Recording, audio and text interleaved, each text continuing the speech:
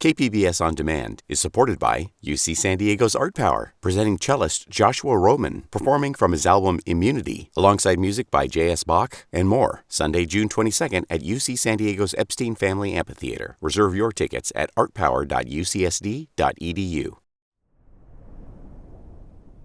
Are you ready to leave this world behind? Are you tired of life as you know it? Welcome. Yes, welcome to a special podcast where you can learn the secret art of human flight. Welcome back to listener-supported KPBS Cinema Junkie. I'm Beth Accomando. I was first introduced to H.P. Mendoza's work through the no-budget indie delight, Colma the Musical. That film was all about contrasts. Bright, energetic kids stuck in a dead-end town. Old-fashioned musical conventions butting up against the real world. And drab surroundings set to a dynamic score.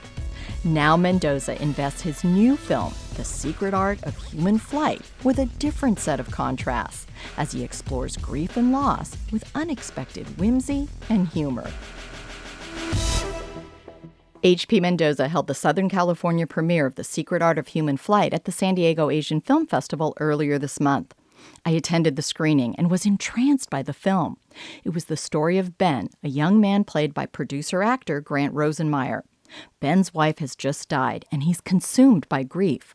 Then he discovers a video by a guru-like man named Mealworm, played by Paul Raci, who claims he can teach him how to fly without a plane. Mendoza displays a lightness of touch in tackling this serious topic and delivers an achingly sweet story about coping with loss. I need to take one quick break, and then I'll be back to speak with Mendoza about the film, ghosts on the set, and the challenges of indie filmmaking.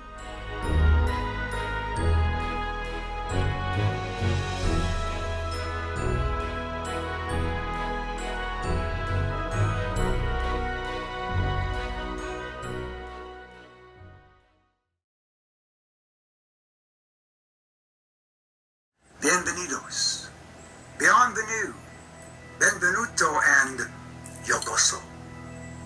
I am Mealworm.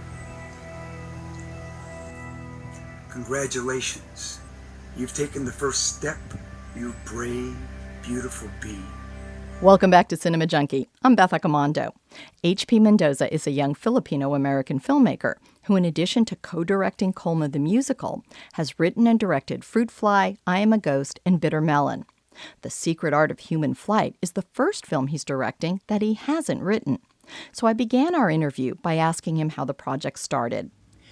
Well, this script came to me through Richard Wong, who is my oldest collaborator. We worked on Colma the Musical together. We've worked on many things together. In fact, we've been collaborating on another film recently. And I think it was because of this collaboration that got us to start talking about our own personal projects, things that we're attached to. And he wanted to run this script past me called The Secret Art of Human Flight with Grant Rosenmeyer, who he had directed in Come As You Are. And I think he came clean and said, listen, I think this is kind of more your thing. And I said, well, what makes you think that? He says, it's very genre. And I didn't know what he meant by that, because you know how most people, when they say genre, they just mean horror. And I read it, and I remember one of my first thoughts was, this is a genre, all right. Like, what even is the genre? Like, I can't really pin what the genre is. And I said, you know what, this is pretty cool. What's your take? He says, dude, I don't have a take. What do you think? Do you think you'd want to direct this? And I'm always looking for outs. You know, when people like give me opportunities, I'm always looking for outs for two specific reasons. The first reason being that everyone's busy, right? Like I'm always looking for free time. But the second is I'm also very insecure because I had never directed anything I hadn't written. I have only ever done cheapy independent films for queer people of color, and here I was, you know, getting the chance to direct Grant Rosenmeyer. So I'm looking for outs. I'm like, okay, well, you know, like, you know what I've done, right? Like, what made you want to work with me? And Grant says to me, well, I saw I Am a Ghost. Now, Emily, repeat after me. I am a ghost. I am a ghost. I am a ghost. I am a ghost. I am a ghost. And that he picked that film meant a lot to me. because that was my baby. That was my genre. That was a film I did for $7,500 that has achieved a sort of cult status after it's traveled the European film circuit. And that Grant referenced that told me, okay, you've done your homework. And I said, okay, well, I have another out. This is a very quirky film about death and grief and loss, and I had just lost 3 friends in a row to COVID. This is smack dab in the middle of the pandemic. We were all losing people.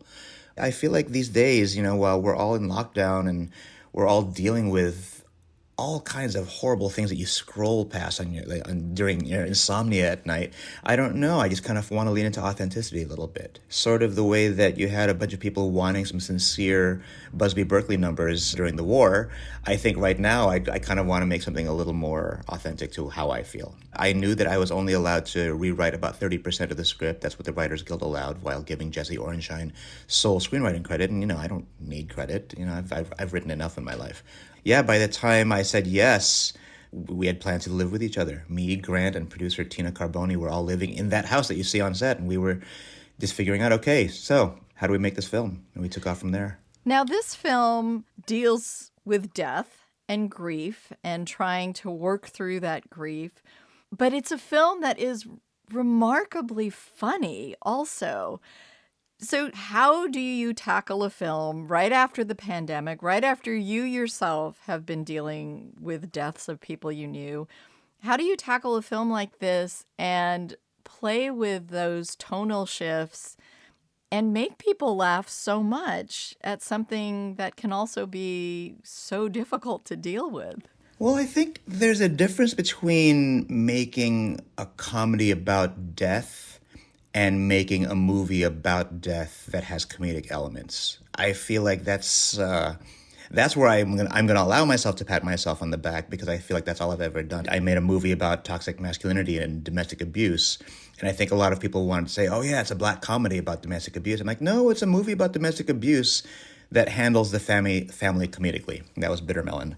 And I thought the same thing about The Secret Art of Human Flight. I thought, well, we're all going through something right now.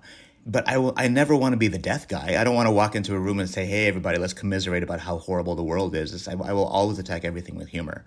And I was also very glad to see that everybody involved with the movie had seen my work, and they wanted to see what would happen if I kind of stamped the movie with my brand of humor. All the jump cuts and all the sort of like absurdist takes on anything dark, right? Like it's not, I'm not making fun of anything. I think I'm honoring real feelings, but in that way that you're going to be okay when you're at a funeral and somebody cracks the first joke. I mean, the movie opens with a wake. It opens with a shiva. And within like 3 minutes, people are laughing. And I'm thinking, if people laugh within those first 3 to 5 minutes, then we're doing something right.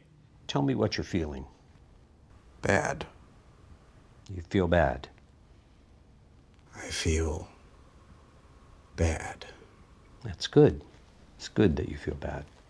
And what was it like making this film coming out of the pandemic? I mean, it was hard to kind of get back into filmmaking and to kind of hit that groove again.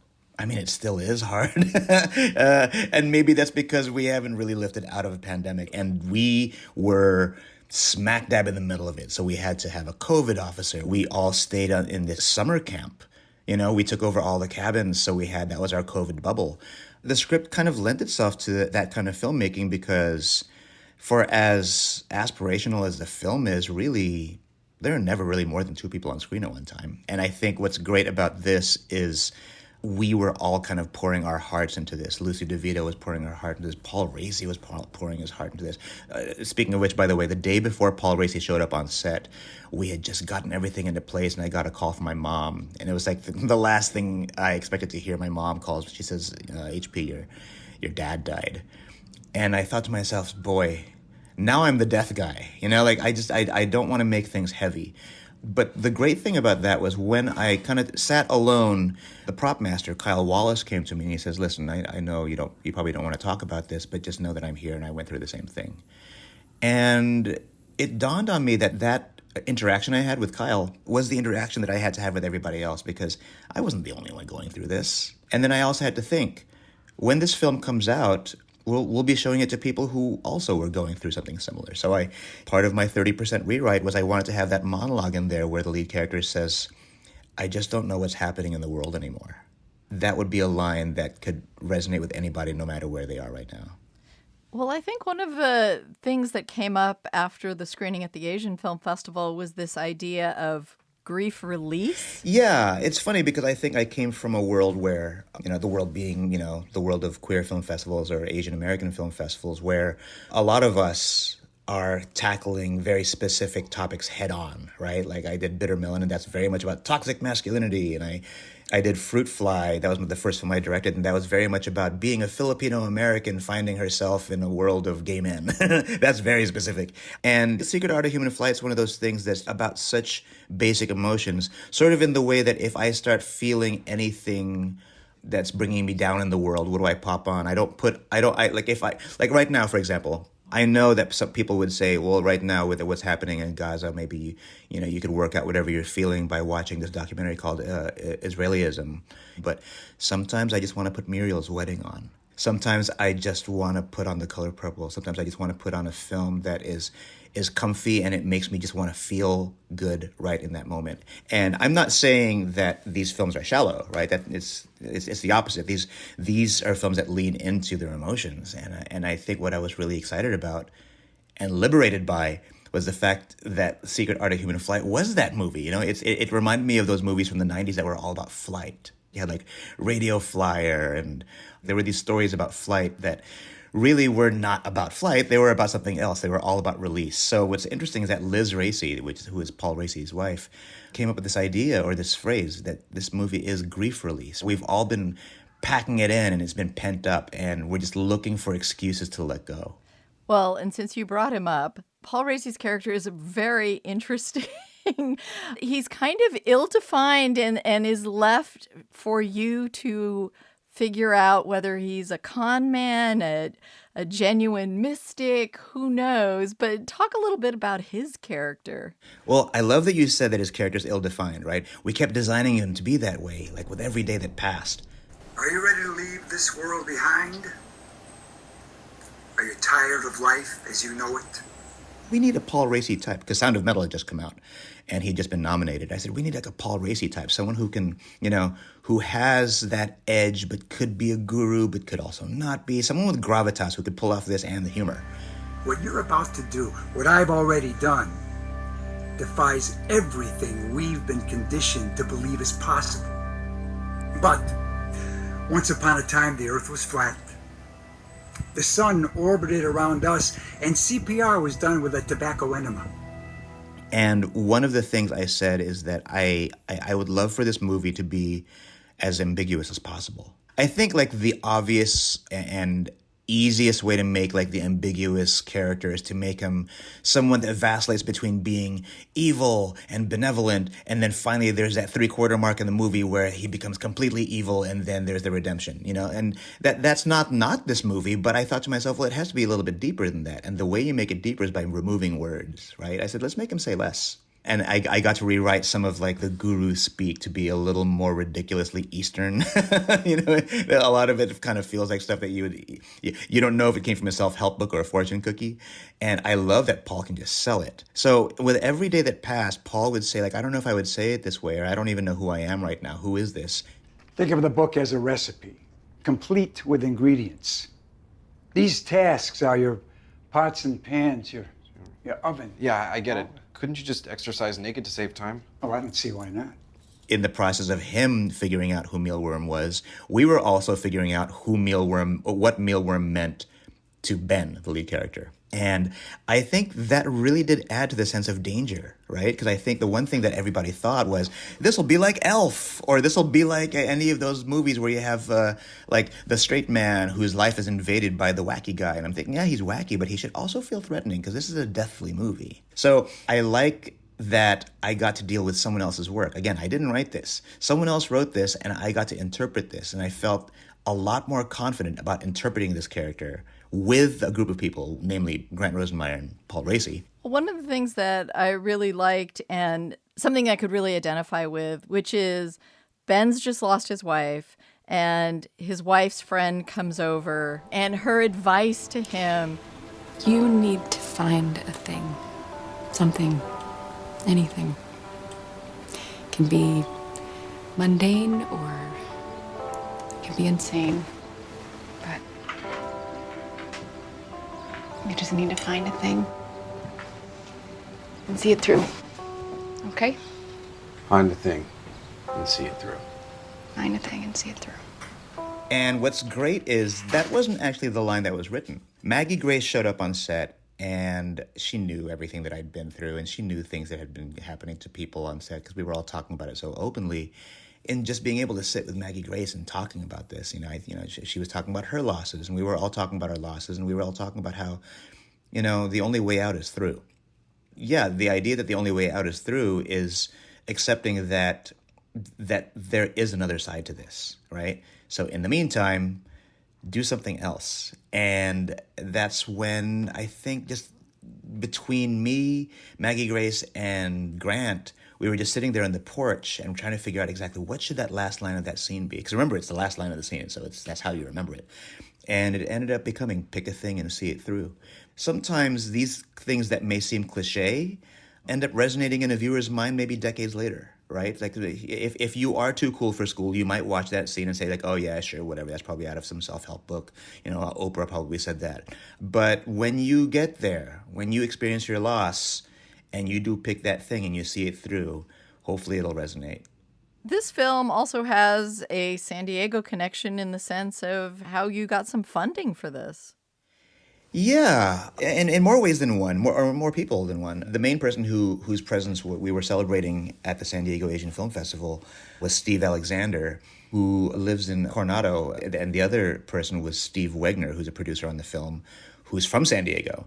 So it was really nice to have him be on stage and address like his community, who was all there. That was really nice. Because Steve Alexander is somebody who always wanted to make a film. One thing he said was, as much as he liked the magic of movies, he knew that he had the resources to make it so that way he can just give somebody a top hat, a magic wand, and a rabbit. Could they make magic? Not necessarily. And he knew he couldn't. He knew he couldn't either. So this was his in. With his resources to get that hat and that wand and that rabbit, he made it happen. He showed up on set. A lot of people imagine somebody just kind of like, pushing buttons from far away, remotely responding via email. But, he showed up on set, and he was on that mountain with us, 3,000 feet in the air, early in the morning, which, by the way, one thing I just want to say, I love/hate that people always come up and say, come on, that mountain, that was CG. I love that they think that because they think that it's too beautiful to have been real, but that was real, that we were actually up there and Steve Alexander was with us. So yeah, we're super grateful that Steve Alexander was one of the people who got to bring this movie to life. Now in the film, it's not a spoiler to say that the wife passes away, but her presence is felt through a lot of videos that come up because this couple had made some sort of arrangement to like shoot these videos that they would play back. Hi, Ben. God, it's so weird to call you Ben. I never call you Ben unless I'm like mad or trying to prove a point or something. This is so dark, but I agreed to do it, so here we go. But talk about how do you create a character who is who's not actually there in a lot of the scenes, but whose presence is felt. And a lot of this, you said, was shot like on cell phone video. Yeah, shot on actual iPhones, and I wanted it to be authentic. So whoever was supposed to have been holding the camera, I made sure that actor was doing it.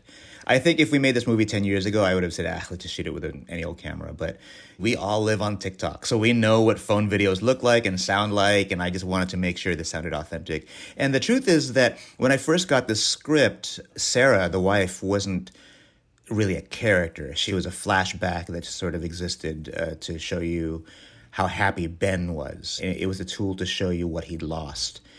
And I know that some of the most popular movies out there are like those Christopher Nolan dead wife films, but like I always think to myself when I watch these that I wish I got more of a lens into the relationship. And when I say that, I think what I mean is I want to know who the woman was, not an object that was lost. And I had been shopping this script around called The Inevitable. It was a horror film that I wrote that was literally about a couple that was so neurotic about losing each other that they would film videos every day to each other. They would shoot videos and giving little affirmations and messages. So that way, in the inevitable event that one of them is without the other, the surviving partner would have a bunch of videos to watch for the rest of their days and not be so lonely. But in my horror movie, that happens at the very beginning of the movie. The death happens, and the guy watches all the videos at once. He doesn't watch them one a day at a time, and he watches because because of course, it's my horror movie, so there's still some humor in it. So he kind of goes crazy and just watches all of them. And he gets to the one video where the wife says, okay, I've been hiding something from you. There's a demon that's been living in our house. And the rest of the movie is about big supernatural, like, scare fest, right? And the one thing I did keep saying is, look, if you want a good actor to play the role of Sarah, you're going to want to give them something to chew on. Who wants to just be a slow motion flashback wearing a beige dress in slow motion? Like, we want someone who actually has some tooth, some detail. Yeah, I took the character from The Inevitable and said, okay, this script is at the door. This movie is no longer on the table. I'm taking this and I'm putting it to The Secret Art of Human Flight. And I'd like to think, I'm going to pat myself on the back, I watch this now and I forget The Inevitable even existed. I feel like that dynamic and that character just fits The Secret Art of Human Flight so well because it doesn't change the process of grieving. It just gives it a lot more detail. And you mentioned that you guys moved into a house to shoot. What was that like to kind of be living on your set? Living on set. This is weird because I feel like I don't know if it's any different from what I'm used to. Like the first film I directed, Fruit Fly, was like that entire film takes place in 3 bars, a nightclub, a smoking patio, and an apartment, and all of those locations were my apartment. So, and it's where I live now. And I watch that now and I still marvel at what we got away with. And I Am a Ghost also, like we shot that here in San Francisco, just blocks away from my apartment. Everything I've done has been in locations that I've known. The difference now was it was a location. So I think the innovative thing for the team was, hey, isn't that cool that we get to move into this location beforehand? And I'm thinking, yeah, the only difference is that like we're paying rent for this now as opposed to this being my actual apartment. So by living in there, I mean, we were living in there. We were living in that house. We had our own rooms, me, Tina Carboni, and Grant Rosenmeyer. I was storyboarding and composing music, and I was making animatics. You know, I was animating, just trying to, pitch things to Grant. Using Grant, like I was shooting footage of him, like saying, hey, what if we did this scene this way? The whole time we're casting the movie. We're raising money. We're raising funds. It didn't feel any different from like previous films I had done. It's just, we're still raising money. There's just like 10 times more of it. Like this movie could have funded all of my films twice. But the great thing about that was that Tina Carboni she just has such a pool of people. She's a litmus test. She's a gut check person. She just has all these good people. She has this motto of good people first, talented people second. And she just kind of introduced me to all these DPs, all these directors of photography, all these cinematographers who all read my lookbook. They read my director's proposal. And this one DP, Marcus Menser, just as soon as I got to meet him on Zoom, we just clicked. And I don't know if it's because we're the same age. That could help. We had the same pop culture references, but we also had the same eye. And he said, I'm coming out early. And he moved into the house with us. He came to Massachusetts. And the one thing that was delighting a lot of people was, in their words, they said that as soon as Marcus showed up, we looked like 2 film school nerds just running around and just laughing and shooting the movie with his iPhone. And so there's this storyboarded version of the film shot on his iPhone where I played all the roles, including Sarah and Gloria. And we're using the locations to figure out exactly how we're going to shoot this. So all these things felt like innovations of the day, but really it was just, it was textbook guerrilla filmmaking. And there was an additional kind of vibe to the house, which is that the owners had recently passed, I think you said. And so there was kind of this sense that everything was clicking together. Yeah, the people who were talking to Grant about the house, these 2 women, these 2 sisters, were saying that their parents died, and after reading the script, they thought that they could think of no better way to honor their parents' death by making a movie about getting over loss, right? And doing it in a fantastical way by transforming this house into something that has there's going to be a cloud room. There's going to be, there's going to be like this artist's loft or artist's room on the top floor. But by the time we like hired an art director and I had my AD, we had our crew, we were all living in the house and we were still in pre-production. And there was something really cool about this, knowing that we had some time before we could all move the larger crew to this summer camp, to this Christian summer camp. So we were all in this house. Yeah, Grant would keep coming to us and say, who keeps lighting the candle in the bathroom? And we're like, oh, we didn't even know there was a candle in there. Sorry, I guess you're the only one who needs a candle, so I don't know what you're doing in that bathroom. And he would say, no, seriously, every time I don't really want to have a candle burning in the bathroom because it's one more burning thing to keep track of. And we made it. We duly noted. Sure, don't light the candle, but it kept getting lit. And one thing Grant and Tina said was that they felt that was probably the spirit or spirits of the couple that lived there before, and that affected a lot of how we handled things, whether you believe in it or not, whether you believe in ghosts or not. And as you know, I already made a ghost movie, so I love being an agnostic atheist who likes to believe in ghosts once in a while because it's fun. I leaned into that. I was like, let's have some spiritual moments in this film. Let's make the film feel kind of ghostly. I love that the cast and crew was down to do that. And how would you describe this film to people? Because you mentioned the idea of genre, but it's a film that kind of crosses genres, mixes genre bends, whatever you want to call it. Yeah, right. Yeah. I mean, oh boy, what do we say? Because we do have to have an answer. Like the easy thing that we have been saying is, oh, it's a comedy, drama, fantasy. And I stopped using comps, because I think at first when the script was presented to me, Grant was saying, it's kind of like safety not guaranteed. I think we leaned away from that, so that's no longer a comp. Because on any given day as I was shooting a scene, I'm like, oh, okay, so this is the coffin scene, so this should feel like The Vanishing, And I'm picking like hardcore horror and, all the wacky stuff of like, the intrusive guru, I think was seen like Will Ferrell coming to James Caan and Elf. And I'm like, no, actually, this should feel like Funny Games. This should feel like a Michael Haneke. This is a home invasion film now. But also just saying like, okay, no, maybe this is a little bit of Lovely Bones. Maybe now it's a romantic comedy. Maybe now it's a breakup film. Maybe it's Dying Young. And after a while, when people would say like, is this a horror film? Is this a comedy? What is this? The answer was just yes. Whatever you think it is in the moment, it's that. Because the truth is, if you just say it's a comedy drama, that's fitting. But there are some supernatural elements to it, and there are some really trippy things to it. And I think instead of saying that this is a genre film, I like just saying that it's a comedy drama because there are some people who probably would never watch a genre film that will get introduced to elements like that for the first time. It is hard to find adjectives to describe your film because it feels unique, but there's also something that comedy doesn't quite cover, which is this sense of like whimsy. There's something that's indescribable and just kind of surprising also, like unexpected turns.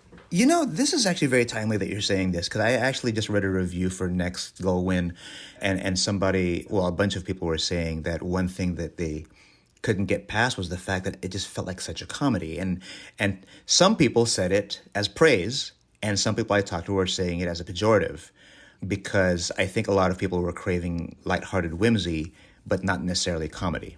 Now I hadn't seen it yet, so I didn't know what that meant, but I could gather what that might mean by seeing the trailer. And I think that's it's funny because I was just reading all these things from my friends talking about that film, and it's true because The Secret Art of Human Flight, I don't think it's a laugh out loud comedy. I think it's funny. By saying it's a laugh out loud comedy just means that you're thinking of comedy beats. I hate comedy beats because they can be so projected. You can almost feel the setup and punch every 30 seconds. Which, by the way, I leaned into for my previous films, and because those were comedies, and you do that there. But in this film, I feel like the whimsy that makes people chuckle or laugh isn't necessarily comedic, right? Like I think a lot of this it's a kind of unexpected lightness that you wouldn't expect to feel amongst all that death. So I think thank you for that. I'm going to take that from you. I'll attribute it to you. But I think you kind of gave me the language to talk about that now. Well, and it also has And it also has a real sweetness to it because there's a sadness to it. It's like this aching sweetness where you really feel you like these characters so much and there's a real appeal to them. But yet you feel their pain too. Yeah, you know what's funny? That sweetness that you're talking about, I think that's something I've always been trying to imbue into all of my films ever since Colma the Musical. Because when I did Colma the Musical in 2006, I was working with Rich Wong, who's like one of my oldest friends, and we went to college together. And one thing we always talked about was how irony can be tiresome. Being too cool for school is tiresome. Like, sure, that person that you see who is too cool for school and is impressive for his wry rapier wit can be exhausting after a while. Like, you might want to like leave the party like when you've had enough. And the one thing that I always wanted to make sure is that for as much irony as there was in Colma the Musical, I wanted to make sure there was as much sincerity too. And from there, I was like, I'm just going to keep on going. Because I actually think Fruit Fly happens to be sweeter. Even though it's more foul-mouthed and it's raunchier, I actually think it's also sweeter. Even I Am a Ghost, which is a very deathly horror film, there's that moment between the ghost and the medium where they're kind of giving each other unfettered praise. Because I like watching scenes in which people praise each other. There's something that, it's... someone accused me of being the kind of writer who just will do anything to make you feel good. I'm like, is that so bad? Like, is that so bad? Then don't watch my movie if you want to feel bad. And I feel like The Secret Art of Human Flight already had that baked in. And so what I did was, because I gave all the actors like free rein to play with lines, like I would always ask each actor, I'm like, does that feel right coming out of your mouth? Does that ring? Does that resonate? Does that ring true? And often they'd say it does to an extent. Can I tweak it a bit? And like every actor got a chance to tweak it to what they needed to make it feel authentic to who they are. And I thought that the only lens I wanted to give them was like, I just want to make sure that there's an authentic sweetness to the way people treat each other. Because now I feel like this neighborhood, this story lends itself to it. All right. Well, I want to thank you very much for talking about The Secret Art of Human Flight. Thank you for having me on.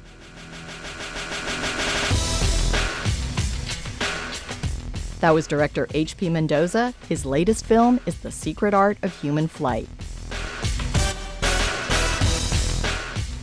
That wraps up another edition of KPBS listener-supported Cinema Junkie. If you enjoy the podcast, then please share it with a friend, because your recommendation is the best way to build an addicted audience. You can also help by leaving a review. Till our next Film Fix, I'm Beth Accomando, your resident Cinema Junkie. KPBS On Demand is supported by Splatero, helping homeowners pay off debt by offering streamlined access to your home's equity with no additional monthly payments or new debt. Splatero provides a lump sum payment in exchange for a share of your home's future value. Pre-qualification is available at splatero.com.